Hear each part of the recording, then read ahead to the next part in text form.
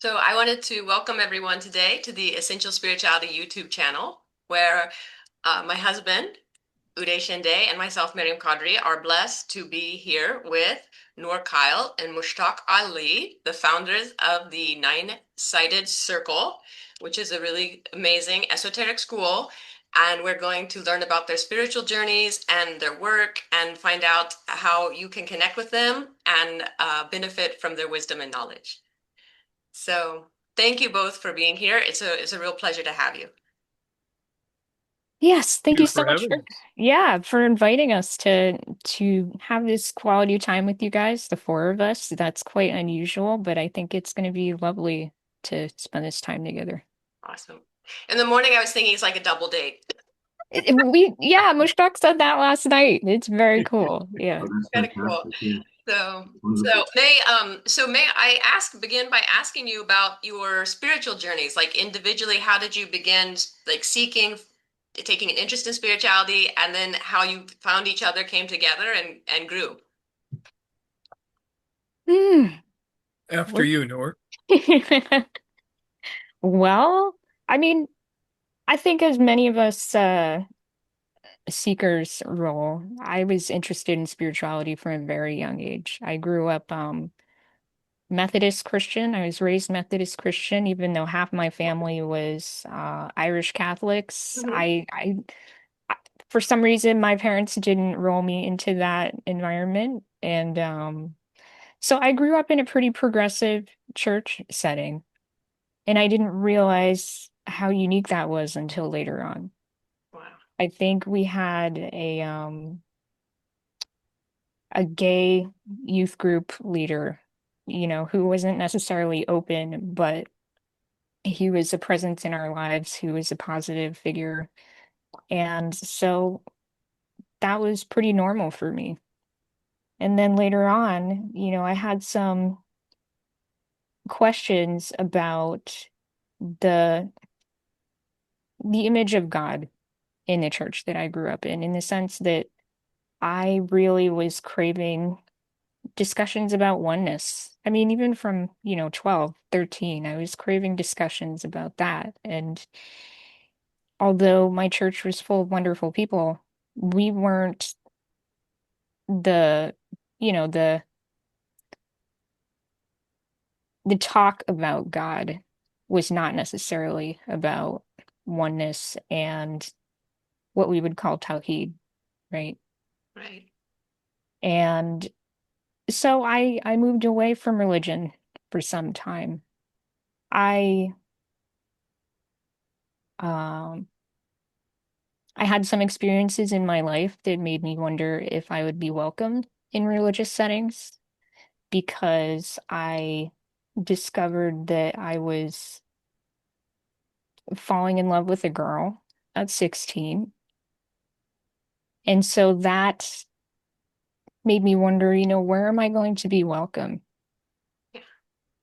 And so for quite some time, I moved away from faith, religion in general until I entered my 20s and I began to have experiences that returned me to that questioning and thoughtfulness about uh, divinity, about the nature of being, about, again, what we would now call Tawhid. And I had had exposure to Islam through close friends of mine during my teenage years that gave me an opportunity to be very open-minded about Islam at a time when in a post 9/11 world that was not really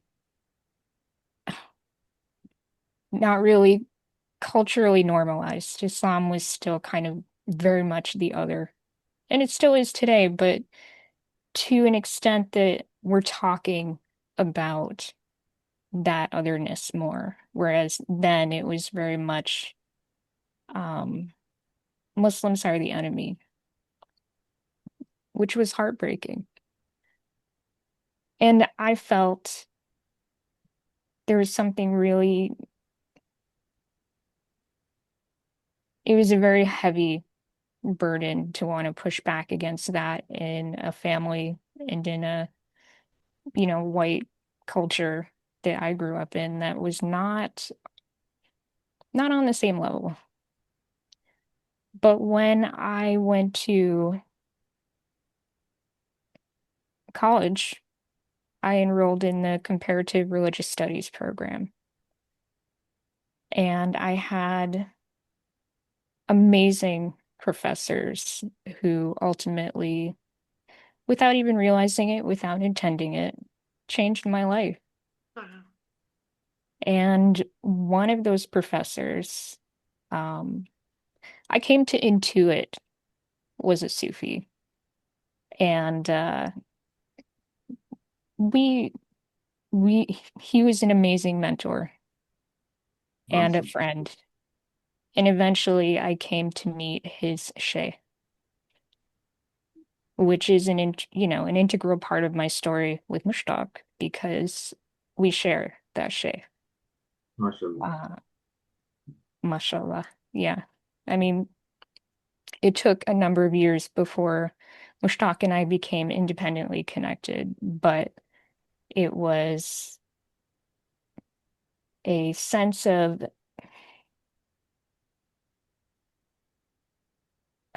that same sensation that I had when I had developed such strong feelings for my first love when I was 16, the girl. Mhm. That same sense of, I can't believe this is happening, but I feel called to invite this experience into my life and see what happens. That's how it was with Islam and Sufism. Beautiful. Yeah, it's so Yeah. amazing. It was terrifying, but it was also exactly what I needed. Yeah. Yeah, those times were very challenging. I just moved to the United States maybe 3 years prior to that, 4 years prior to that, and the experience of 9/11, uh, especially for Yeah. the other as such, and it Yes. was it was very challenging. And by God's grace, I was kind of for whatever reason, by His grace alone, I think I was kind of protected from that situation in many ways. But it was there for everyone to see. And it was ugly. And it was not helpful at all. Um, but so good to hear your story and that how you kept with it. The question that really something that kind of caught my attention a lot was this idea of oneness. And so if I'm thinking of oneness, there is this idea that everything is connected, and often perhaps the more simpler perspective or a more accepted perspective of oneness is that okay, it's Tawhid, there is one God and there is nothing but God, and that becomes there is only one way in a sense to even look at God. God is this thing, and He's only one, and there is no other. So there is, but the sense that I'm getting from you is it's a very different kind of oneness, because the typical understanding of oneness is there is a separated feeling even in that conceptualization of there is the one and there is the rest, and there is no God but the one. The rest are really not there.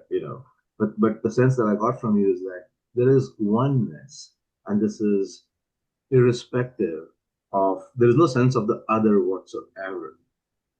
There's only the one. So it's kind of hard to put in words, but It is.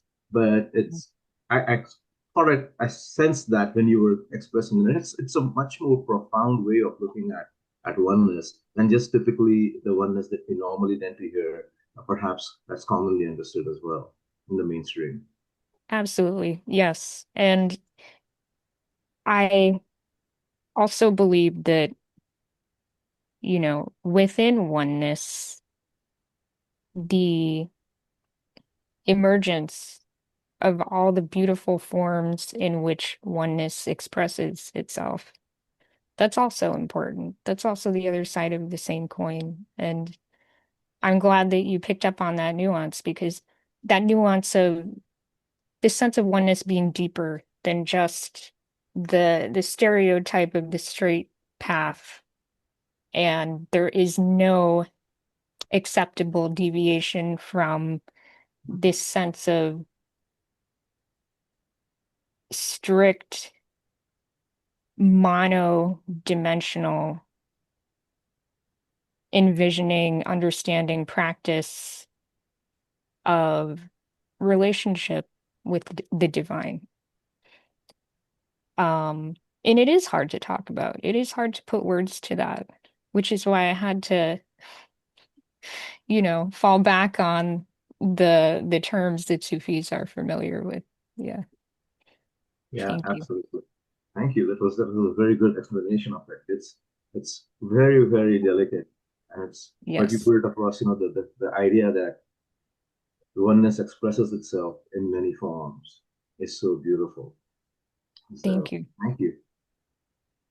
And may I share for a second? Because I also grew up United Methodist, and what I loved about what you had to offer is that where I grew up was highly conservative.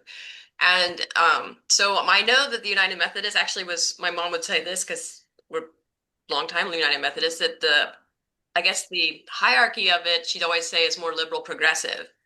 And so the church actually openly now accepts LGBTQ, but that caused the more conservative churches to take a vote and break away, Yeah, which is, it to me, that's sad. But I'm so happy to hear your story because it shows that actually this is something really positive. You've had such a positive experience of the church as it is liberal and accepting and a place where it was safe. And I loved how your experience with your first love, like Sufism, in many expressions, is a path of love, and so that awakening to love and how to experience the divine in different forms that we may not necessarily attribute typically to is such a profound thing. Thank you so much. Yeah, I mean, first of all, the Methodist community is so diverse in its approaches to all, to the things of everyday life, the conservatism, the liberal progressivism, and it's been fascinating to see how the church evolves over time. But you're right, there is a bittersweetness in that separation that has emerged over time. Um, I can't help but see the through line between that first relationship and how that evolved into how that informed my spiritual journey, we could say. It was one of the most mirror polishing experiences of my life. So, Lovely. yeah. I have a good friend who's is a very inspiring. She's a lesbian and I love her. And she's like, she sent me this thing that said, "My religion is other women," and that was how. And I love that. I was like, and I understood that. That was like so nice. I love that too. Thank you for sharing that. So, Mushtaq, would you be willing to regale us with your opening and how you came into spirituality? Um, I woke up one morning and I was born. I was like, what the heck is going on? Which is a question I've been asking ever since. So I grew up in the southwest of the United States in a state that most people don't realize is a state called New Mexico. In New Mexico Magazine, has been a little column run every month called "One of Our 50 is Missing." Because people don't realize that New Mexico is actually a state. But and there I was exposed to lots of different things.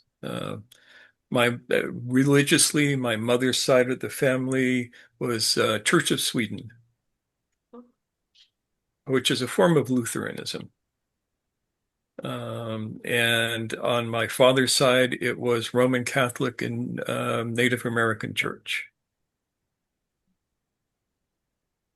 And so Of course, I would become a Muslim.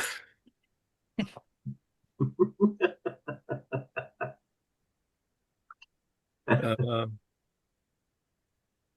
I had my very first awakening when I was 13 years old, which was way the hell too early. Just ridiculously too early because there was nobody around to say, that was no big deal. And so I spent some years trying to get back to it, which, if you know anything, you know that that is like the most rookie mistake you can make. You don't get back to a state. Uh, but fortunately, I eventually ran into people who said, you made a rookie mistake. It's all right. And my interest in Sufism started around 1967 in San Francisco, California, where in a free store, I ran across a copy of Meetings with Remarkable Men. Also, In Search of the Miraculous. Meetings with Remarkable Men was a little bit later. I'm old, so everything runs together after a while. Uh, but you know the Gurdjieff work, where some of his encounters with Sufis were mentioned. And when I got to college, I got more interested in studying the history of the world and the anthropology of change, and noticed that there were all of these guys in turbans who every now and again would come to affect the world in strange and unusual ways.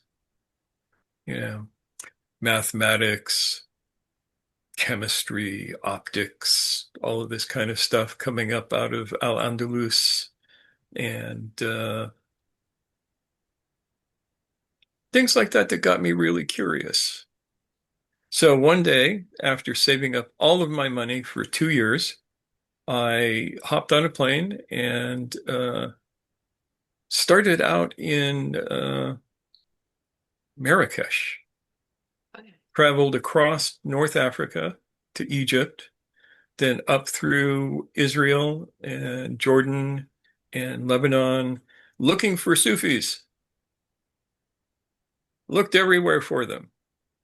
Went to Iran. This was before the fall of the Shah, so it was easy to get into Iran. Um, and then to Turkey, and I found lots of Sufis, but I didn't find anybody who felt like they were going to be my teacher. So after pretty much a year of doing this, I had to go back home. Running out of funds, had to go back, get a job. I had paid up the rent on my little, kind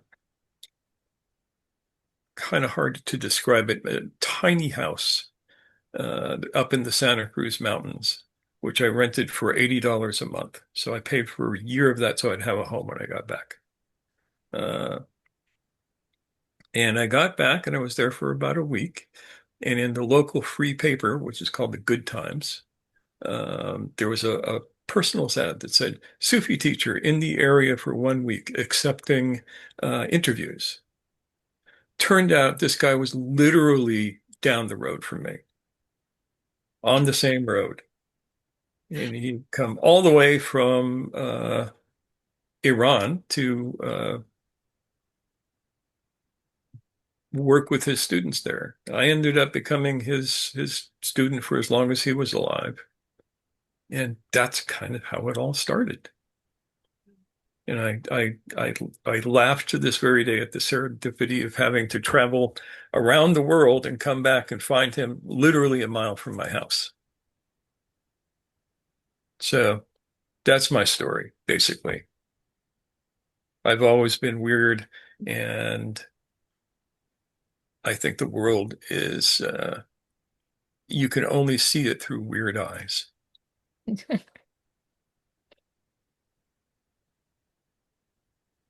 I love it. And I would like to touch on like when you were 13, because I never heard that idea, but I can see where it would make sense, where it's you can't go back to a state. So that makes sense to me. But what did you experience at 13 that you wanted to replicate? Well, what was it? I experienced what I would now call Wahdat al-Wujud. I experienced the oneness of being profoundly, strongly.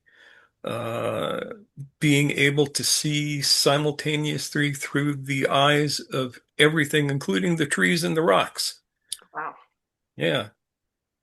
And in some ways, it was utterly earth-shattering. And like I said, there was nobody around to tell me that, don't worry about it. It's just a state. But what happens if you are young and you're dumb and that you don't have any help is you think that that thing in the past is something that you have to get back to, Mm. in which case you are trapped in that experience forever until you can realize that that was then and this is now, and now is what's important.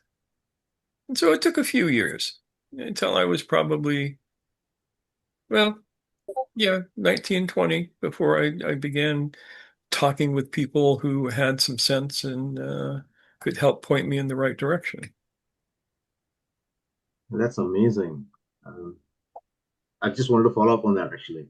So I remember that you said that you had three awakenings, and that's fascinating. So I'm just wondering, could you elaborate, or if you feel comfortable talking about the others, that would be great as well. Because one thing that I noticed, at least personally, is the concept of awakening and mystical experiences are so crucial to spirituality, much more so than a religious or even a philosophical framework. Because, yes, those you can talk about and those you can cogitate about for a long time. But ultimately, it is the inward experience that truly uh, pushes oneself or one to on the journey. And so, and to me personally, I've always enjoyed reading about them, listening about them. So if you could continue your story and tell us a little bit more about the experiences that you've had, we would love to hear that. Oh, God, what to say? Um, for me, awakening, being awake, is the job. That's the work. That's what we're here to do. And for me, awakening is uh, freedom from the conditioned self. And without that, nothing else matters. That's like the first thing. And, after my first teacher died, I hung around with all sorts of Sufis, every flavor of Sufi you could think of. And this was back in the 70s and early 80s, where everybody knew everybody. It wasn't that big of a thing. So I got to hang out with the Chishtis and the Naqshbandis and the Shadilis. And if there was an ease at the end of it, I hung out with them. Uh, and for me, there was always something not quite there. Mm. Uh, there were a few things. One was everything was behind a paywall. And Mm. this gets to another question you asked. What is a no mystery school Yeah. and why the nine-sided circle? Yeah, we'll get to that. We'll Yeah. get to But yeah, people, claimed all of this stuff, but you could only get to it if you joined their particular fan club. And uh, I have had three teachers in my life. I could have had 50, but I'm snooty. What can I say? that. Uh, but for me, the whole thing is being awake, being freed from the conditioned self that keeps the veil over your eyes, that keeps you from experiencing that oneness. And I've since figuring out that it was not a big deal. That oneness pretty much comes and goes as it pleases.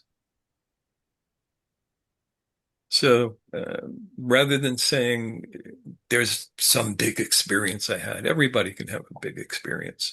It's not so much that as the ongoing practice that keeps one awake, awake to the moment. You know the word nafs, right? Mhm. Nafs alamara. We all got it. We don't want it, but we're stuck with it until we aren't. Uh, so it's a matter of getting away from that commanding self. And to do that, you have to understand what that commanding self is. You have to understand that it is literally the mechanical conditioning of the biological self, keeps us alive. And we have abrogated our responsibility to our own essence to be in the driver's seat. We let the mechanical self drive the car for us. And I live in the world of Teslas, so we know that letting the mechanical self drive your car is a mistake. Um, but the big revelation for me was going to Turkey, looking for stuff and discovering an entirely different path, one that has been around for 1,000 years or more, but is not known in the Sufism of the West. Hmm. Can I ask what that is? Well, it is, that's a long story. Uh, about 1,000 years ago, there was this dude that came up out of Iran named Yusuf Hamadani.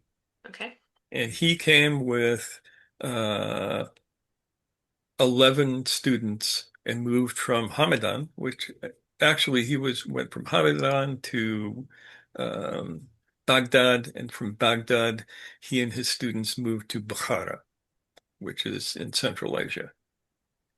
And what he created, he didn't really create it, it was taught to him, but it was different. Uh, and out of his teachings, several great Sufi orders emerged. The Naqshbandis come from him. Our lineage comes from him. Our lineage comes from his fourth successor, the guy by the name of Ahmed Yasevi. And the Baktashis are connected to him. The Kubresis are all fruits of his particular teaching. And instead of, the standard Sufi thing of, oh, you do fana fi sheikh, Mm-hmm. annihilation in your teacher, and then you do fana fi rasul, Mm-hmm.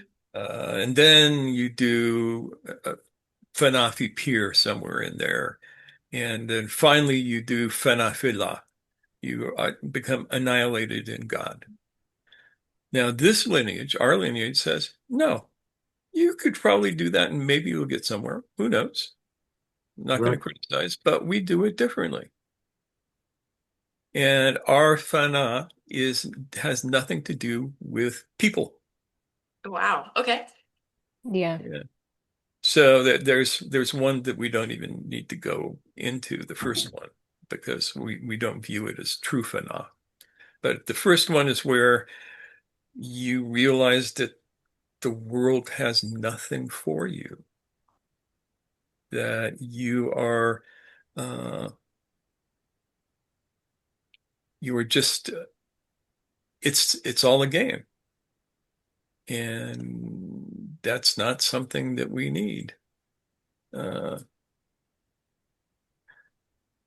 then the first real fana that we consider real fana is fana fi afal, which is the annihilation of acts. Uh, when you realize that ultimately every action, every deed, every movement in the universe is the act of Allah and not the act of any individual. We are expressions of that. and that Allah is the real doer of the universe. Mhm. And this is something that Gurdjieff used to uh, allude to. And Gurdjieff touched into our tradition at various times in his life. Uh, then the next level is fanafi sifat, which is the annihilation of attributes, where you you experience the fact that the attributes of you are merely reflections of the attributes of the divine, the immanent uh, theophany of the universe. And then finally, fanafidat, the annihilation of essence, where you realize you come to the experience of your essence being temporary and existence only in the remembrance of God, and that the only true essence is the divine essence. And that is our path. And it's different than some of the other Sufi paths. And it works for us. We like it. Yeah, it sounds lovely. I like it because the schools I've been kind of familiar with, acquainted with, or connected to usually take the approach you mentioned earlier. Hmm. Yeah. And It's so, very traditional. yeah, It's yeah, very common, very traditional, Yeah. And it's prone to creating cults of personality. which is not to say that it always does. However, the risk is so high for that to happen. And sometimes it's not the sheikh's fault, the leader's fault, but students have this propensity to go through that experience and create an idol out of their teacher. Every teacher has to be careful about that. Every teacher. But when putting the teacher, frankly, on a pedestal is part of the process, wow, how do you get them to walk out of that on the other side? right. Yeah. For both parties. Yeah, Yeah. Yeah, it's a yes. challenge that goes to the student as I'm being very generous to the teacher, but teachers don't always have the skills or the intention to do that. Yeah. And so our tradition has that built in. That we have never, our teachers have never allowed themselves to be put on a pedestal or deified. It's all dervishes, no sheikhs. Oh wow, yeah. Is that when one of your I saw on your maybe it was your Facebook, one title you used that I like is called Master of the Novices. Is that what you mean when you put that title? Yeah, it kind of, that was a little tongue in cheek, but yes, Yeah, yeah, master of novices in the nine-sided circle. yeah. So there's so much to unpack in that, really, in everything that both what Mushtaq you've said as well as what Noor has said. It's there's a lot there that we can take and look into further. It's all very beautiful and very profound. Marshall, and one of the first things that you said was really interesting is that the experience to you was the first thing. And not just in terms of chronologically, but just in the journey itself. And this is often what is missing in the traditional path. And it's across the board. It's not just in Sufism or Islamic mysticism or the various Hindu traditions and so on and so forth. The idea is the divine experience as such, or awakening as such, is the final destination and not the first thing. And it's as a as a student, it became very difficult for me because my focus was more than anything else the experience. Now, yes, there is the danger that you get stuck on the experience and so on, but without the awakening, without the um, inherent intuitive understanding that there's more to life than meets the eye, it's very hard to proceed on that path without then becoming purely what's a good way to put it? Maybe just religious, or and there's no harm in it. It's just that the world contracts around you, and the world itself then determines your path forward, whether it is religious or irreligious. But the experience is what changes that and breaks down that path and breaks down the world around you. And so it is so important, it is so crucial to have that focus. I remember when I would speak about these things as a student years ago, and I talked to my elders as such, right? The Buzurgani Deen. That's what he called them, the Buzurg, the ones who've been on the path for some time. And they would often say, that's not for you. That'll come later. That's not for you. That'll come later. And to me, it actually became more motivating than anything else because I was like, okay, now I'm going to run after it even more. I was like the typical kid who, if you tell him don't do something, he's going to do it, sort of. So I ran after it even more so. But the Not interesting thing, surprising. Yeah. yeah, but that emphasis is there across the board because in my own personal journeys, I was into Hinduism, I was into Christianity, Catholicism, as well as Methodism. But what I noticed is that it is the same traits are across the board because I guess we're all human, so we use the same sort of logic and the same frameworks to maintain, for lack of better words, the status quo. So it was so beautiful when you said that the first thing is the experience and the awakening, and you can't imagine going ahead without the awakening. So that's one thing that really, really struck home. And the idea that there are so many other things too, just in terms of the Sufi lineages. And personally, in terms of my teacher, it was very interesting because he was very traditional, and he was a not just a Sufi and a dervish, but he was also a Islamic scholar. So he was walking a very fine line. And one thing that I noticed in his his guidance to me was it was almost never verbal. So almost everything that he taught me was dependent on my understanding of the teacher as not a physical personality. And so it kind of took away the conceptualization of the personality cult very strongly because the idea became then that the teacher is ultimately Al Hadi, the teacher.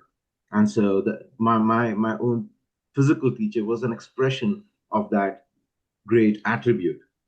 So it's fascinating, but he had to walk that very straight line, very narrow path, because he also had a responsibility towards a large Muslim population in India, which people think it's Muslim countries are mostly in the Middle East or wherever, but India does hold probably one of the highest Muslim populations in the world. So he had that ongoing, but his teaching was very, very interesting. And much of it was left for me to do self-discovery, and it still is, mashallah and alhamdulillah. He left me in a space that where I could explore on my own as a student. And Equipped. yeah, Yeah. so alhamdulillah. But yeah, that was just what you were saying. I was just trying to connect that with my own journey, and it makes so much sense, mashallah. Nice. And Would you both be willing now to kind of unpack the nine-sided circle and its meanings and also the no mystery, like no mystery school? How does that work? Yeah, well, they're intimately related. So the nine-sided circle, let me do this. There we have it. Yeah, that's our logo. Yeah, The that's the circle. nine-sided circle. Um, this is Gurdjieff's Enneagram. And as he said, this is the universal hieroglyphic of a teaching that will allow you, if you understand its uses, to create understanding for the entire world. Ours is a little bit different than just a line drawing. And before anybody asked, the insect in the center is not a wasp. That is the Egyptian hieroglyphic for a bee. And we put that there for various reasons. Um, Now, I know it's very popular these days to talk about the Enneagrams in the terms of a personality theory. And that is like being handed a Ferrari and using it, attaching blades to the front and using it to mow your lawn. Very stylish, though. Very stylish. It looks really good. People love it, but it is not exactly what that came out of. Yeah, I think it's a very aesthetically enjoyable symbol, and I think that attracts people to it. Mhm. Yeah, and everybody gets But to go, I'm this type, I'm that type. yeah, people love Yeah, doing that too. They yeah. love, Everybody loves to type themselves and have an yeah, excuse for why they are the way they are. yep. So, turn my camera back on here. Here we are. This came out of some years ago, like 8 years ago, 9 years ago. Uh, I had basically retired. I had moved back to the United States from Tanzania, where I was teaching school, and found a little place in Michigan. And I figured, I was done. I was done with traveling around the world and doing stuff, and I just wanted to kick back and have a quiet life. Um, God had other ideas. And after many adventures, a friend of mine said, okay, you have to do this video lecture with me on the Enneagram. I had taught him the Enneagram years before, and he had used it for any number of things. He was like the first guy to really use the Enneagram to plot a novel. He was a professional writer, very well known, New York Times bestsellers and all of this sort of thing. And he, um, with a little help from me and my teacher, used the Enneagram to literally create the steps of his novel, as opposed to going, oh, we're going to create the characters using Enneagram personalities, which is much less fun. Mhm. Uh, and so he decided that I had to do this. So we did this 6-week course together, uh, just doing a survey of what the Enneagram actually is. And at the end of that, I realized, oh, I have some things I still need to say. And I am not doing, I don't get to retire just yet. And so um, I decided that I was going to do, originally it started out as uh, just a few talks on the interwebs, on YouTube. And I called it the nine-sided circle in reference to the Enneagram because it's a tool that we use. Uh, And Noor was in on this from the get-go. She was Mhm. I had talked her into being a member of this particular course, Yep. and I drafted her. Yes. And we discovered, I had within me a drive to teach, to share whatever wisdom I had learned along the way and would continue to learn. And so it became a co-project, Mushtaq had started it, but I found myself coming aboard and we, She was there from the beginning, but she was yeah, very shy. I wouldn't come on camera in the beginning. I was doing background stuff and like sharing notes in the chat, I was doing the quote unquote assistant stuff, but more was required of me. Let's put it that way. And That's an apt way of describing it. yeah. So over time, even now, I'm acclimating myself to leadership, shall we say, in a way that feels authentic to me. And I think it's been interesting to see how people have given me feedback over time. Like, wow, I feel like I can do it if you can do it because I've seen how much you've grown through the work that you do, through your commitment. And of course, that means whatever they want to do, even if they feel very insecure in the beginning, it is absolutely possible to take that fear and run with it in such a way that the outcome is much more than you could have expected in the beginning. Yeah. And the idea of the no mystery school is that Hmm. what we have done for 7 years now is take everything that we have learned and put it out for anybody who wants it. Oh, I love that. So public, kind of just public domain, kind of like open. Yeah, we've Yeah. created a library of, I mean, I've been around for a long time. I've traveled all over the planet. I have studied with amazing people. I've learned all of these cool things.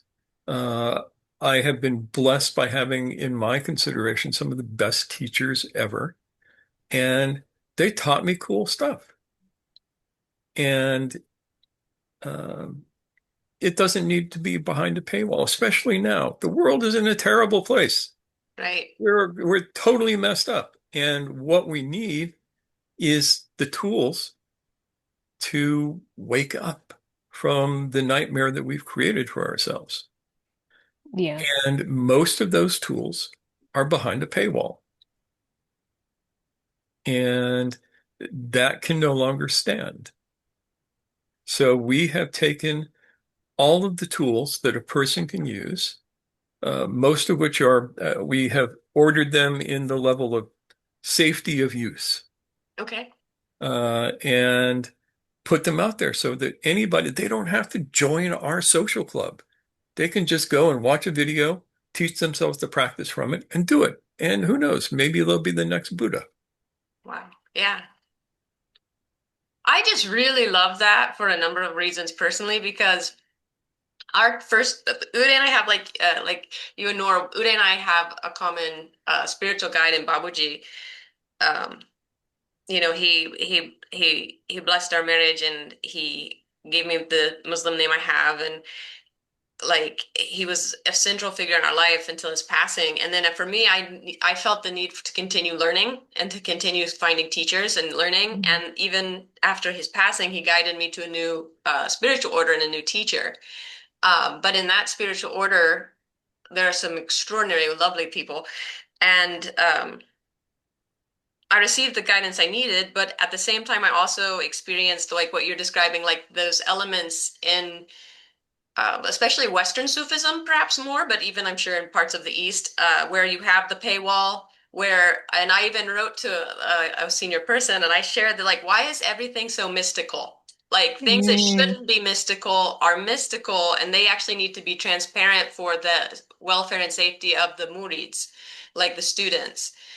Because there's no mystery behind them. It's just a way of keeping someone kind of in their place or keeping everyone confused, and it doesn't actually aid in awakening. It doesn't aid in feeling secure. Like I observed all that, and I finally decided to break away from it and become like a free agent. like yeah. because it's, and I still have the utmost respect for the work they do, and I know they, and then it's a, they do beautiful work, but that particular systems method I found has aspects that I'm not sure are always conducive to spiritual health, wellness, and realization.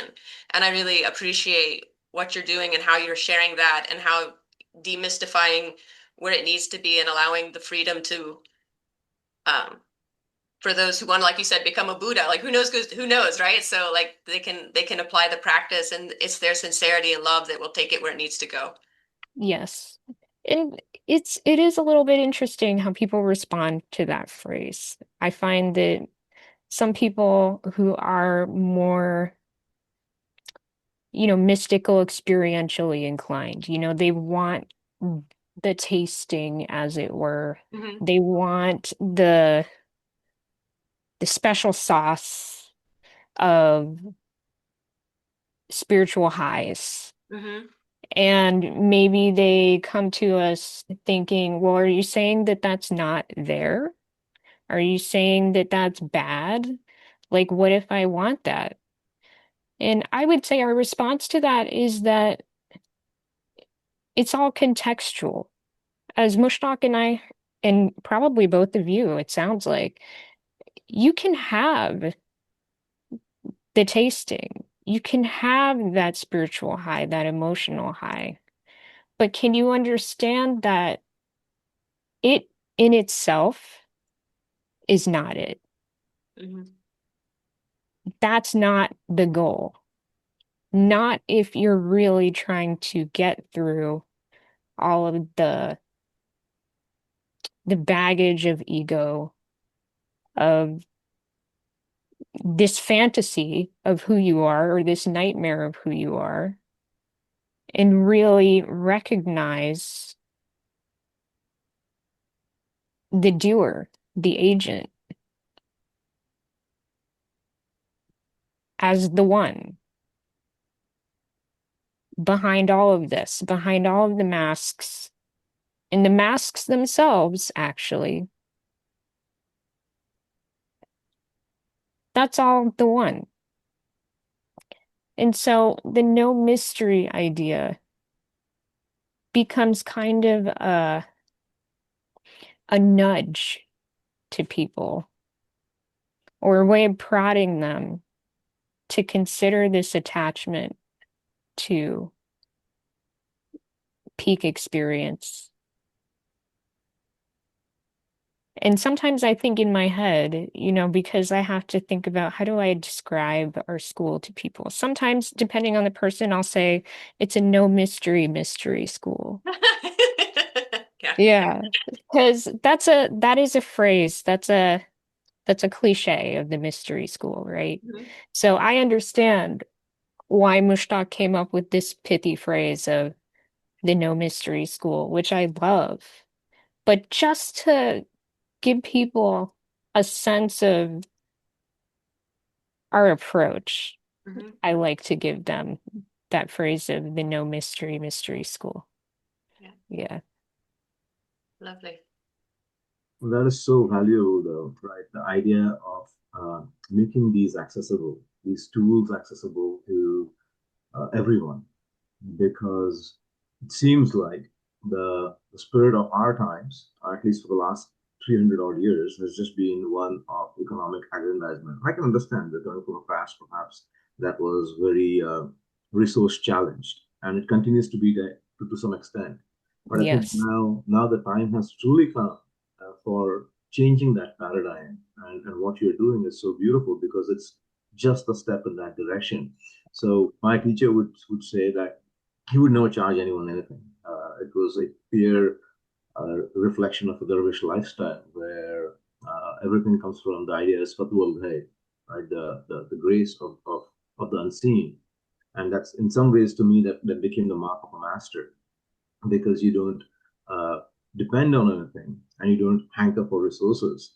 In my own case, the way he put it is if you have to take this forward, there is no way for you to take it forward but to offer it and make it accessible. So either make it open source, pay as you can, make it free.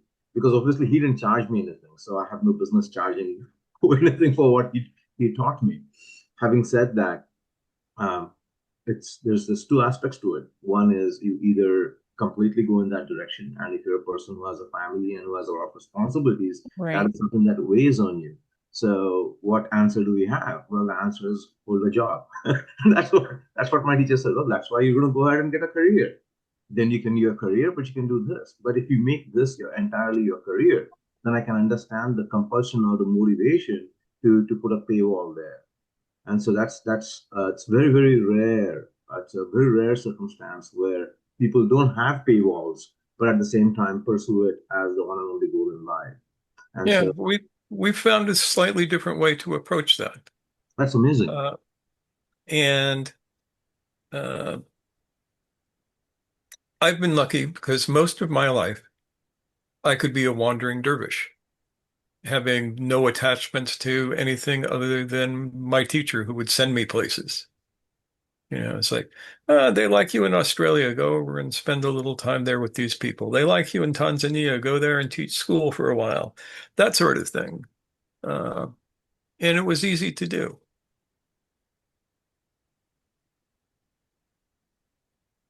What that taught me is that God writes my paycheck. Oh, that's nice. And um, unfortunately, he also figures out how much I actually really need, which uh, is amazing to watch sometimes. We have created an open library, an open source library for spiritual practice. Anybody can use it. We give it away for free. At the same time, we train teachers. And if somebody works with me one-on-one, they're going to pay me for my time because it's time that I take away from making money in other ways. And I have to keep Noor in the style that she would like to become accustomed to. That's sweet. Okay. Um, and she has to keep me in that same style. Yeah. Yeah. So, Yeah. And we also, I mean, we have a group of core students. Nobody sees them out in the world. They work with us privately, and we train them to be teachers. And again, we don't charge them anything to do the group work. Uh, but they are willing to donate to our existence in order to keep us in beer and skittles, as we say, uh, so that we can continue doing that. yeah. And Yeah. we do not ask them for any set fee, but we say if you're part of the work, help keep the work going. And Right. they do. We don't have to charge them any particular thing. We always make the rent so far, inshallah. Um, we always pay the bills so far. Um, and so, God keeps writing the paychecks, so we keep doing the work. Hmm.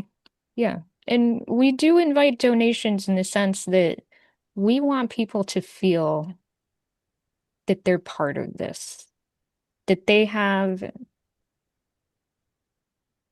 I call it a community often because it isn't just me in Mushtaq. This isn't like a business or a Sufi school in the traditional sense where the teacher is the focus.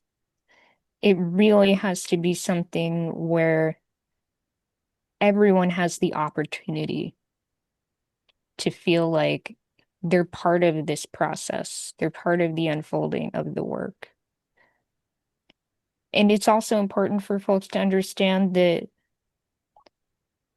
we nonetheless are, for the time being, as long as God wills, we're creating the container. We're holding the space for things to happen within. And it does require us to be stable and grounded enough, both through our inner work and through material, well-being to do that. So from time to time, we do invite people to donate so that the library can continue to be what it is. Yeah. Lovely. Yeah. And people ask us, you've put all of this stuff out there. What if somebody steals it? Mm. What if Yeah, AI absorbs it? All of that. Yeah. yeah. And it's so in San Francisco, there was a store called the Digger Store, and it was a free store back in the 60s. And Peter Coyote, the actor, was one of the diggers back then. And he tells a story about being in the free store and having this old woman coming in, and she starts shoplifting. She just takes this stuff and starts like stuffing it in her coat. And he goes up and he says, you don't have to do that. It's free. You can just take what you want. And this is that. This is the free store. Mm. Uh, People can take what they want. And if they want to take it and go out and abuse it, that's on them. If they go take the material, go out and start their own school and bring 1,000 people into enlightenment, that's also great. Yeah. Alhamdulillah. Yeah. Yeah. And in terms of AI, quote Sure. unquote, stealing content, I mean, if it gets trained on our content, alhamdulillah, isn't that Better all world. for the Yeah, better? the first Yeah. AI to achieve Sana. Yeah, because I mean, as much as technology influences us, we influence technology. This That's is so one true. way in which we can do that proactively, even. That's And an may it work attitude out that shift way. I've had. MashaAllah. Yeah, may it work out like Yeah. that, because there's a lot that technology can learn from us as well. And it does, right? So hopefully it learns the good things from us instead of the nafsi things that we talk about. So Yes. have you found any value, or have you incorporated your work, or have you registered it, or is it something that you're just or have you thought of going a non-profit route, anything of that nature, or is it just something We at this point in we time? don't do nonprofit because we refuse to be controlled by the government. Oh, Hmm. yeah. Yeah. And we are a religious organization, and we don't need to be a nonprofit to be that. Um, I have worked with nonprofits before. I've created nonprofits, and the only thing that they do is they give you a tax break, Mm, and they then control pretty much everything that you do. Yeah. We're a Um, bit anarchistic about this, you yeah. know. So I would rather pay the taxes. yeah, that's very understandable, and that's one reason that I have to also consider, whether it's a LLC that I prefer, because at least you have some control. That's actually a very big concern because the principles are important, and being subjugated to a board is in some ways you have to be Yes. very very careful in terms of how Yeah. much control you're willing to give up, and so I understand that completely. But yeah, Right. it's very interesting to see your path and how you're taking it forward. It's very beautiful, very courageous too, I might add. So much, it's fantastic. Yep. Yeah, sometimes I carry this metaphor of the rickety rope bridge with me. And it for me is the way that I think about, I'm on one side of that bridge. And the thing that I desire or my goal or my aim is on the other side. And the rickety rope bridge is between. And it can be terrifying to cross that bridge, and you never know when it's gonna give out from under you. But if you are that hungry to meet that aim, to meet that goal, to work towards it, whatever it takes, whatever the risk is, being willing to take it. And that's how I approach the work that we do because it matters so much. That's That's very trust, beautiful. right? Yeah, That's, absolutely. yeah. And I Yeah. like that version of trust more because you know how in many religious, like see the Christian communities, they do a trust fall, but you know the person's going to catch you. Yeah. Like the rickety road bridge doesn't give you that assurance. You're like, and you're going with that. You go with that faith. Like I'm aware that this could happen, and despite Mhm. knowing that, I'm willing to step out there. Yeah, it's Yeah, like you can't not. That's what it feels like to me. right, Yes, there is inherent risk involved, but I can't not go forward. right. That's fantastic. So I want to just, if you have time, I'd love to dive back into just because I've only seen the Enneagram as a personality type. So how do you use it Mm, not as a personality type? I would love to learn about that. wow. Okay. So the original Enneagram, and I will recommend a couple of books to you. The first is Enneagram Studies by J.G. Bennett, Okay. who was one of Gurdjieff's students, and it will begin to teach you uh, the process Enneagram. And the other is The Intelligent Enneagram by Blake, who was Bennett's student, and is quite a good book. There are others. People actually do understand that the Enneagram did not come from Oscar Ichazo and Claudio Naranjo.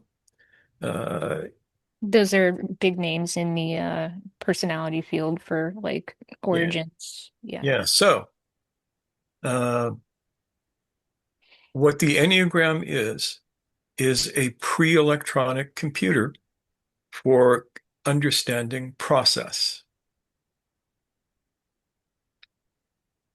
And you can put any process and map it out onto the Enneagram. Like your friend did his book. Yeah. Yeah. Yeah. And we understand that within the Enneagram is built on two, what Gurdjieff called two laws. And these are the law of three and the law of seven, or also known as the law of the octave. The law of three says that there are three forces at the base of the universe, and those three forces come from the one. So if you think of before the one, you have the zero. This is the divine in its transcendent, before the world.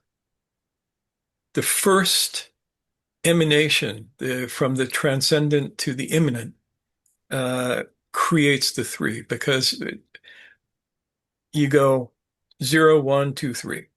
And the 2 to the 3 is almost instantaneous. You cannot have just two. There has to be the third force. To balance them and help Yeah. them, An let's say, example of this coexist. is Yeah. the hydrogen atom is the most simple element in the universe. And it consists of one proton and one electron. That's it. These two things, and one spins around the other. In order to have anything more complex in the universe, you need to have a third force, because, as you know, like charges repel. So if I were to put two protons in the nucleus of an atom without something to balance them, they would just fly apart. They would, like a magnet when you have the poles together, they push away from each other. Yeah. Two magnets with the same Yeah. poles. Two Yeah. positive poles do this, two Yeah. negative poles do that. So all other atoms are built of three forces. You have the electron, which is the negative force. You have the proton, which is the positive force. And then you have the neutron, which is the reconciling force, as we say, which allows the nucleus to hold together. And it's a simple example. It can be more complex, and the physicists out there are going to be going, wait, what about this? Yeah. What about that? Don't worry about it. It's a It's just metaphor. a It's metaphor. Yeah. illustrative metaphor. Yeah. Yeah. So three forces, which Gurdjieff called wholly affirming, wholly denying, and wholly reconciling. And these forces are ubiquitous in existence. We don't see them, especially we don't see the third force. And if you look at the Enneagram, let me pull it up again. That red triangle represents the third force, the three forces. And they are numbered 3, 6, and 9. Why 3, 6, and 9? Three. Uh, Yeah. Yeah. Three yeah, in the bottom yeah, right, six in the bottom left, and nine at the top. yeah. So how do we get those numbers? If you divide 3 into 1, you get 0.333333 out into infinity. If you add one of those together, you get 0.99999 or 0.66666, excuse me, out into infinity. And if you add another 3 to that, you get 0.99999. Now, if those were fractions, it would be 1/3, 1/3, and 1/3. but they aren't. They're decimals. And what you notice is when you add these three parts together, there's something missing. You don't get to one. Mhm. And that's part of the mystery of this. We probably won't have time to delve into that completely, but if anybody wants to know, they can go to our channel, the Nine-Sided Circle, and look for the playlist for the Enneagram, and we will teach you all about this for free. Awesome. Yeah. But so you have that, and this law says that in every action there are three forces, and they can be combined in many, many different ways to create the universe. Yeah. I Now, think go ahead. I think one way of thinking about the Enneagram for myself is that it's a map, but it's not a map about a place or a thing, but as Mushtaq said, a process. So, it's a circle. Things have a beginning and an end, but beginnings and endings are always connected. Mhm. And the events during that process are all connected.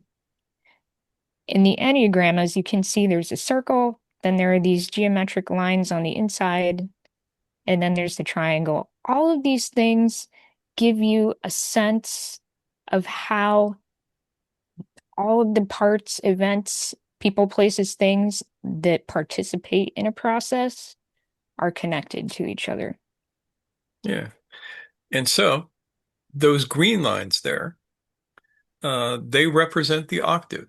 And you go, wait, there's only six. But that's part of the 6 mystery points. too. Yeah. Yeah. The octave, and we look at Pythagoras for this, the Pythagorean octave, uh, consists of a series of intervals, which he found by taking a monochord, plucking it, and stopping it at different places to create proportion. So I take one string and I pluck it, and it gives you a tonic note. If I stop it in the middle, halfway down, it gives you what's called the octave, which is the same note, but one step higher. If I keep going, I get a perfect fifth, perfect third, on and on until I have seven notes and then the octave. When we look at those notes, we see that they are arranged in a series that goes whole step, whole step, whole step, half step, whole step, whole step, whole step, half step, whole step. We look at the piano keys, there are two places on the piano keys where there is no black key between the two white keys. Those are the half steps, semitones. And to the Enneagram, those represent what are now known as shock points. A Or shock impulse point, points. Yeah. yeah, or impulse points. Impulse point is a more proper term, but we got stuck with shock point because somebody didn't know how to translate the Russian as well as they should have. It upsets people when I say that, but it's true. Gurdjieffian drama, what can we say? Yeah. So the thing is, when all processes follow this octave according to the map, and when you get to these semitones, something has to enter from outside the process to keep it going. Gurdjieff says the energy is retarded,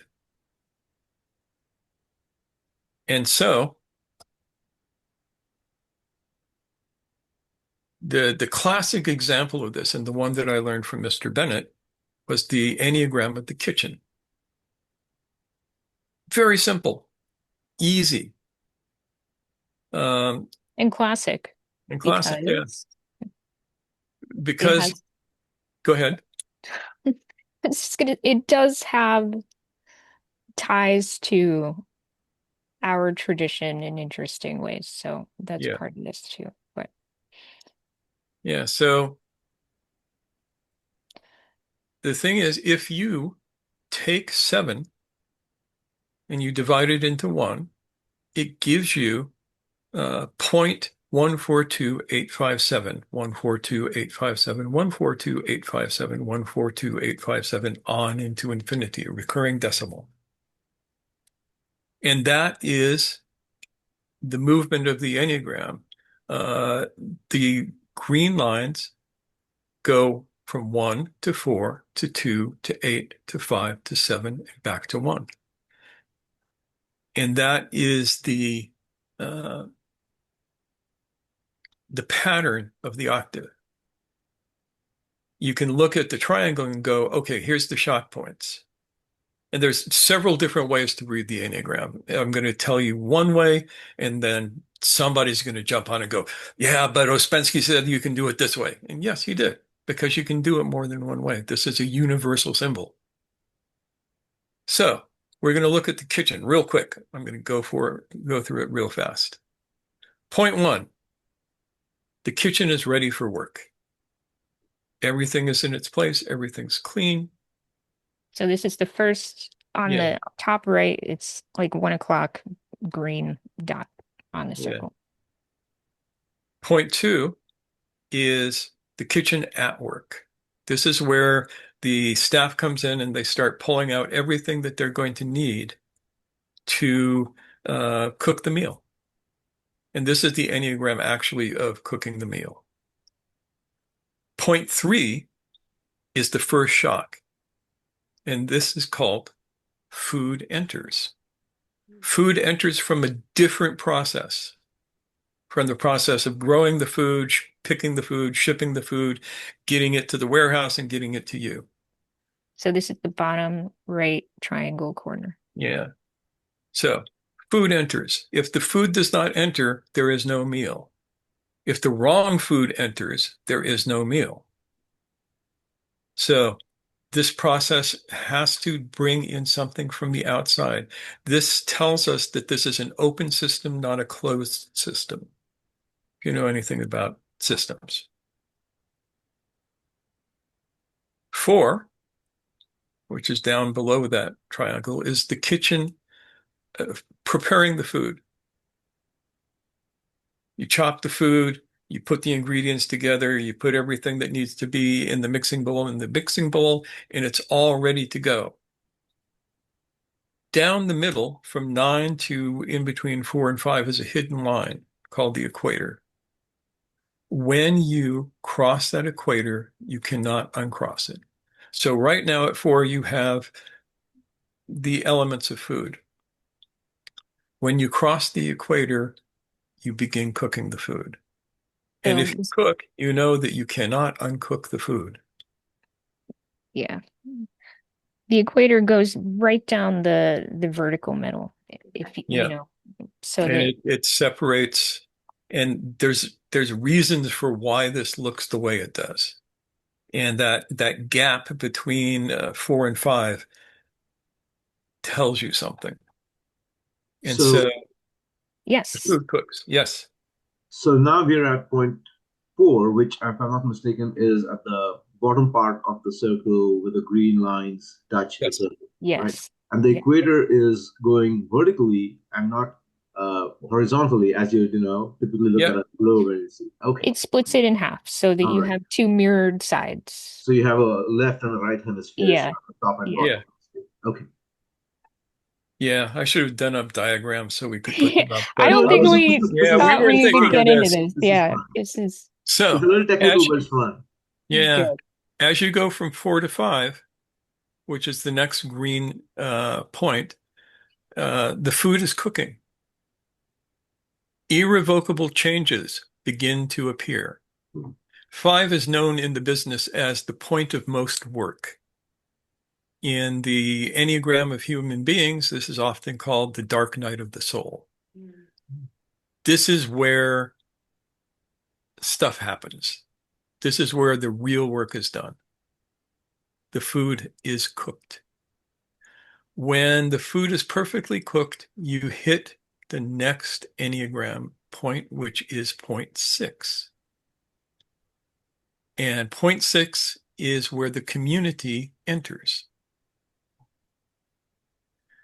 No community, no food, no meal. It's just stuff in pots. It has no meaning without the community. So this is the bottom right Yeah, and corner you'll of the notice two triangle. things here. Over at point 3, you created getting the food through your own will. You did the work to get the food in, the right food at the right time. Over at 6, you have to surrender. The community does not come in through your will. The community comes in as a grace to you. This is the point of grace on the Enneagram. So the community enters. At point 7, the meal is served, and it is served properly. This is one of the things I love about the Eastern world is they know how to serve food. So in a Sufi khanaqah, they will lay out a long white cloth on the floor, and they will put all of the food on the cloth in front of the people, little salt cellars around, all of this kind of stuff. And it will be beautiful. You can smell the food, the aromas of the spices. It all comes to you, and it is something that inspires you to eat. Now, you'll notice that at point 7, that moving line, we call those the moving line, goes back to 1. The octave has been completed. It has gone through the C-do interval, and the kitchen returns to the kitchen ready for work. Yeah, so it points back to that top 1 o'clock position where it's like the cycle has reset itself. Yeah. Point But 8, meanwhile, point 8 is the community eats. They are nourished. They enjoy everything. Point 9 is the purpose point. It's both the entry and the exit. that's the top point of the Yeah. triangle. And it's the idea of nourishing the community. Now, this is all well and good, and this goes around the blue circle, and you can see the linear progression. But the secret is in the center, where that B sits. The B is the chef. And here's the magic of the Enneagram. The chef understands this process. So he looks up to point 1 and goes, the kitchen is ready for work. Everything is in its place. He looks at point 2, and point 2 allows him to look forward to point 4 and backward to point 8. So he knows what needs to happen at point 4. He knows what kind of food he needs. He knows when he needs it. He knows how much. And the whole point of that is to feed the community. So when the shock point comes, he knows how to get through the shock. And it's the same on the other side. He looks at point 5 and he knows that the food must be served. He knows that the food must be beautiful and enticing and edible, all of this sort of thing. Nourishing, And he sustaining. knows that it must sustain the community. Mhm. So the understanding of the shock points and the moving points are what allows us to understand the process, not just as a linear process going around the circle, but the internal workings of it that allow us to actually affect a successful outcome to the process. I'm going over something that takes hours and hours and hours to teach in just a few minutes, but that's basically the real Enneagram. May I try, from what I understand, like when you were sharing, what came up to my mind is it's like a model of the universe.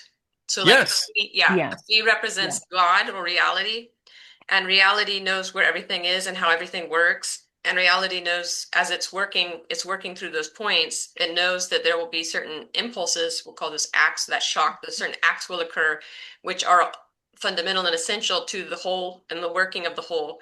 And then I like the community. When the community enters, the community come, if you'll permit me, the smell of the food brings them in. So there's, Yeah. yeah. And then mashallah, then, because we're not individuals. We're a whole. We're a part of the whole, and the whole is us. And God alone is the most, of course, aware and attuned to that, because the whole creation is through His will and being. And so, when we understand that process, we can flow with that process and partake with each other individually, collectively, and hopefully become absorbed in the food, absorbed in the experience, and then realize that the work is never done and we're prepared.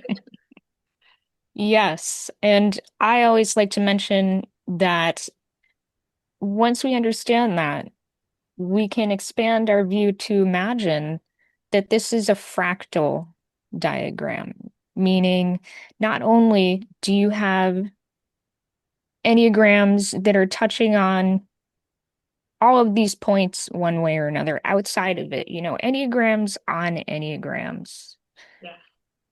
bigger processes, smaller processes, connected processes, all the way down, turtles all the way down. And that gives us, it's not meant to be made an icon of. It's just a symbol, it's just a picture, but it allows us to wrap our heads around something bigger. Yeah. Yeah. So like a Russian doll almost. Yeah. Almost, yeah. Yeah. Fascinating. Yeah. It's a very beautiful way to try to capture as much as possible, because we're looking at infinite concepts, and it's really genius to be able to try to capture that process, the whole working of it. It's very amazing. I was just wondering, on the very top of the Enneagram, the very top, close to the center, just above the B, you have the lines cross, and it almost Yes. becomes the center of the circle. And I was just wondering if that holds any significance, because it just that point tends to, it's a very striking point in the entire visual presentation.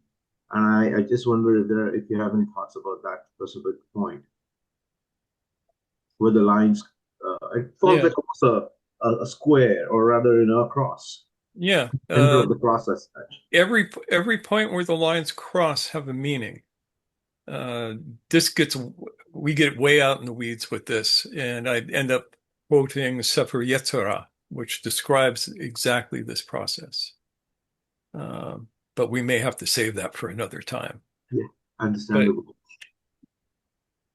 Yeah, it's also reminds me of some of the yantras in the East, yes, or what are called the mandalas and so on. They're often geometric designs, and people do get enlightening experiences just by observing them and studying them. So yeah, it's a very, very amazing kind of a science that takes, I wouldn't say it's internalizing. I just loved it the way Diana did it too. Or Maryam, as we call her, right?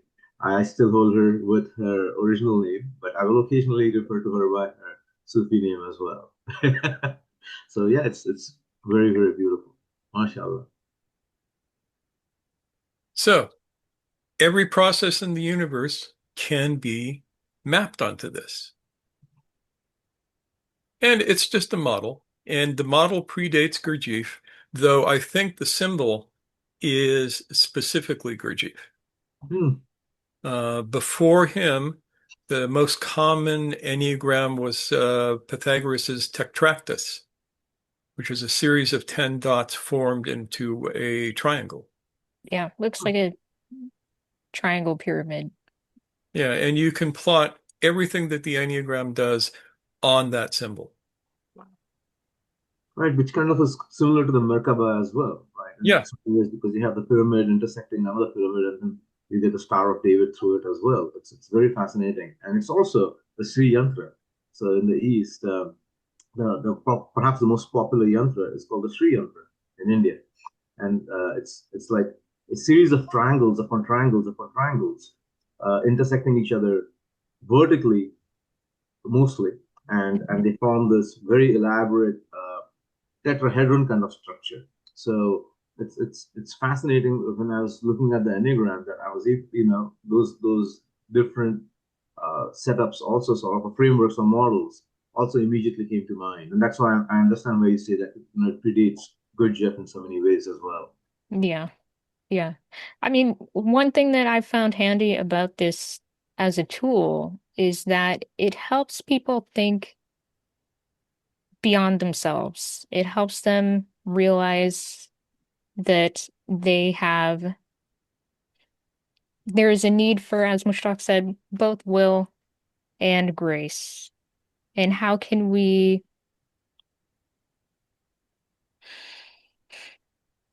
as it said, we run towards God, God runs towards us, right? And this is kind of a way for people to see that play out. How can they participate that in an intentional way? And models like this, as Mushtaq said, it is just a model, but it gives people a sense of grounding on how to actualize that in the things that matter to them. Yeah. And it's very useful. If you're going to, say, start a business, you can lay that out on an Enneagram and see where the problems are going to be and be prepared for them when they come up. Why not? If you're going to teach somebody, you lay out the teaching on the Enneagram and see where the shock points are going to be. Where does something new have to come into the model? So it's a very powerful tool if you learn how to use it. Mhm. Yep. Fascinating.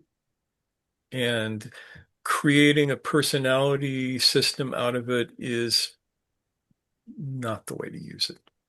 Hmm. Everybody loves it. Yeah. We're really happy if we can say, "Oh, I'm a one, I'm a two." That explains us to the universe, but we are not. Claiming that particular is of identity is a way to freeze yourself in time and space. Yeah. Sorry, I have feelings about this. Yeah. I But mean, which matters too. Having conversations about the Enneagram and how it's been redefined from its origins, because it did not, in our view, start out as a personality assessment tool. Um, it turned into that. Mhm. But discussions about how that happened actually do sometimes help us unpack what it means to release identity, release that attachment to identity. And if you start with the Enneagram as a personality tool, that's not necessarily a bad thing, but there are steps you can take to divest from that as something that belongs to you, that is intrinsic to you. Yeah, it gives you a wider perspective and a kind of a liberation. Yeah, Yeah. yeah. And in some ways, I mean, that's another way of talking about our ultimate aim of, as Mushtaq said, describing his awakening, his childhood awakening experience and the looking out through all eyes, as it were. Yeah. it's a very interesting thing, the concept of identity and the need for identity. It's and the need to ultimately, in so many ways, break down that identity as well. It's, and I can understand why you have a strong feeling towards how these ideas are used. In so many ways, they've been created to break the conceptualization and identification of our ego, but they're often used to aggrandize that more so than anything else. So Yeah, apologies for reinforce it. Exactly. Hmm. When you know. Gurdjieff talked about the material that became the Enneagram of personality, he talked about human beings having a chief feature. And that chief feature is identical to nafs al-amara Mm. in his description.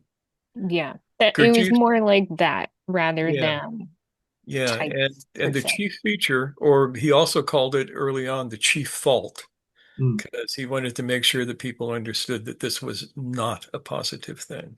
Right. uh, was a retardation of a movement along a process. Anybody can become fixated at a particular point in the process and stuck there. And the original thing that became the personality stuff was originally called the Enneagram of the fixation of attention. Oh, Hmm. yeah. The idea of fixation is in some ways, I guess, when things fixate or freeze as they do in the physical reality within which we function, there is some value into sense making. Sense making takes on its own level of importance because we want to make the process as easy as possible for ourselves, right? Because you have to function in this world of duality all the time. Make it doable, Yeah, right? make it Yeah. doable. Yeah. And so it's very easy and it's a very lazy way for our brains, I guess, or our minds or our faculties to quickly hold on and to break everything down into a typology, whether it's a typology of personalities or using even spiritual tools like the Enneagram or even a yantra to then break it down to personality. So there's some sense making involved in that.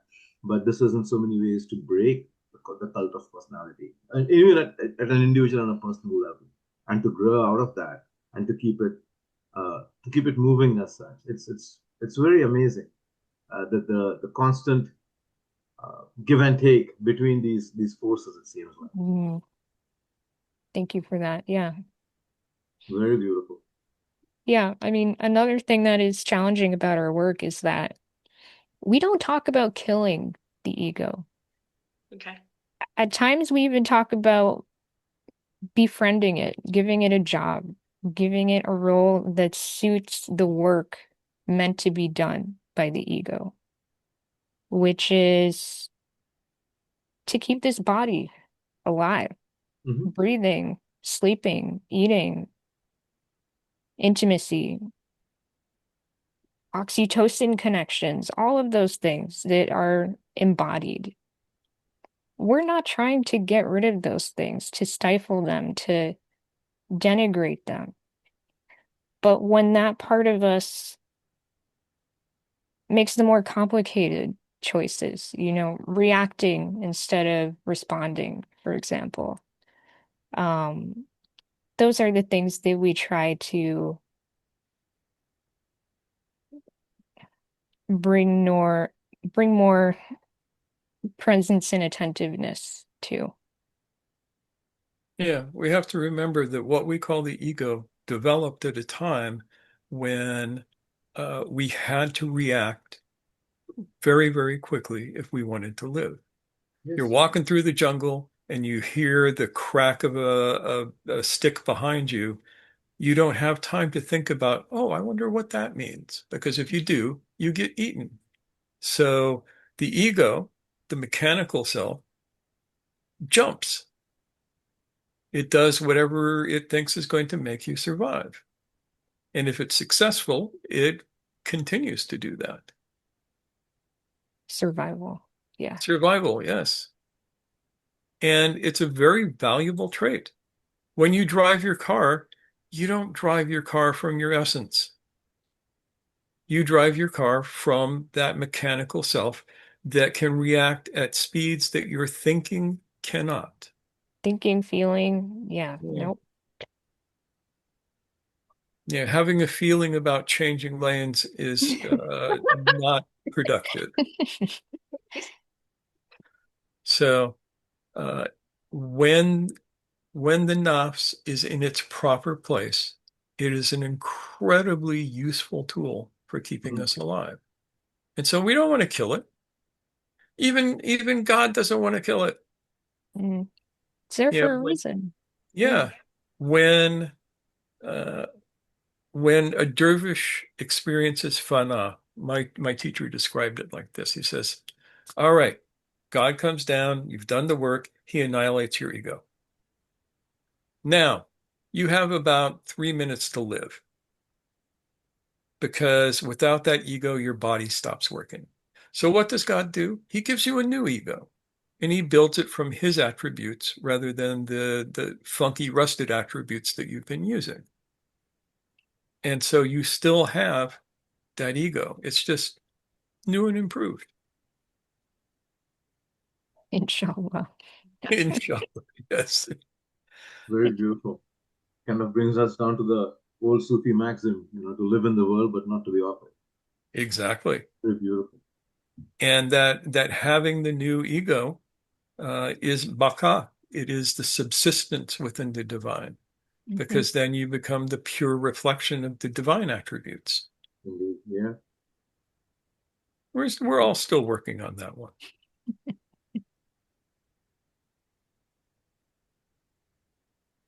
It's a process, like you said. Yeah. Yes, exactly. Yeah, never a thing. Yeah. And we're dealing with the infinite, so the journey cannot be limited either. And so I think you started out by saying something like, if I'm not mistaken, something to the effect that really tells us that there's so much more to know and there's so much more to learn. It always seems like that, which is the beautiful part about it. So I'm so happy that you were able to share this with us, because really the Enneagram, I had approached it. I've read a little bit of Good Jeff and John G. Bennett, but I was always, what's the word for it? A little careful in taking my own time because I didn't have the time to really pursue it. Yeah, But then it's it's amazing all. that now it comes from you, who've taken so much time and devoted so much to understanding it and developed your own system based around it. I think I'm just blessed to be able to learn it now, because that's a better way for me to learn than for me to go about digging different ways. Because yes, the personality aspect was there, and that really did not attract me. So thankfully, I didn't get attracted or distracted by it. But this is a very beautiful way to understand it. Makes a lot of sense. Thank you both for being with us today. I really enjoyed this double date.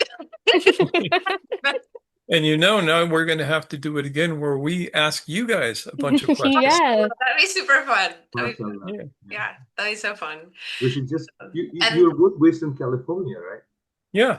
Yeah. Bay Area. Yeah, he loves California. Yeah. Come visit. We live in one of the most beautiful parts of California. Oh, mashallah. I'm an unmitigated fan of California. I just am. I just love it. It's a beautiful place. So beautiful people and beautiful places. So inshallah, we'll visit one day. Inshallah. So thank you so much. Thank you. Thank you. And for everyone watching, we'll have in the description links to their websites, their Facebook, all the books mentioned, so that you can connect with them. And I hope if you made it here, and I hope you made it here, like, share, subscribe, and comment. The usual, yeah. Yeah. God bless. Mushtaq and Noor, this has been beautiful. I really, really appreciate you taking the time from your schedules to coming and talking with us today. We learned so much.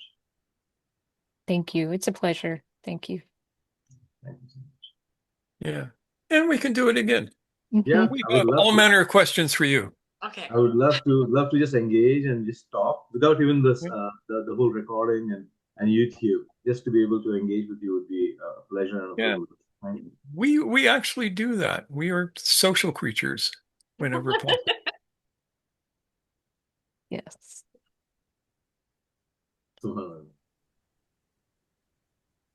We should set it up. I'll let Diana do it. Diana's the social one. I'm the I'm the less social one. So she manages that so well. We've talked you into it. We've seduced you. I think Mushtaq is the dervish the dervish on the mountaintop as well. So yeah, pretty much. That's been not necessarily on the mountaintop, but on the road. Yeah. When our teacher was alive, he used to send me all over the place to do stuff for him. Oh, that's beautiful. That it definitely kept me on my toes.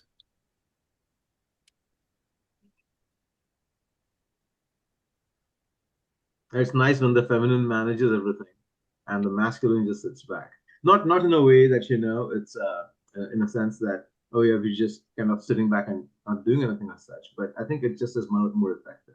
Yeah, and oftentimes people don't understand. When we do our videos, Noor is the host. I am her sidekick. And people think, oh, I'm the old one. I know I'm just her library.